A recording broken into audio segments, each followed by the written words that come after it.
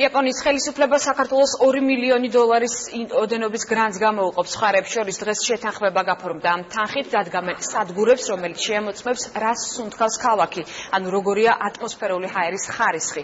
შეძლებენ ჰიდრომეტეოროლოგიური და გეოლოგიური მორენების დაკვირვების აპარატურას, ასევე ტექნიკას, რომელიც წყლის ხარისხს და ნიადაგს გამოიკვლევს.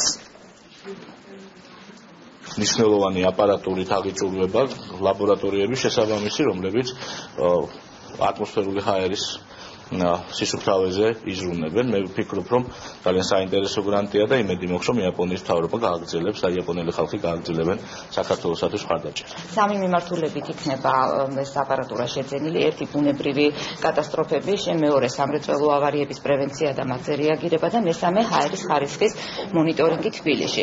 შეძენილი იქნება შესაბამისი დანადგარები, έτσι ვთქვათ, იგივე წყალდიდობა, წყალმოვარდნების დროს პრევენცია როგორ უნდა გაკეთდეს დროზე, როგორ და ზუსტად როგორ გაიზომოს წყლის დონეები სხვადასხვა შერჩეულ მდინარეებზე, რა თქმა უნდა, მთელი საქართველოს დაფარვა მაინც ვერ მოხდება, მაგრამ ეს იქნება ძალიან დიდი დახმარება.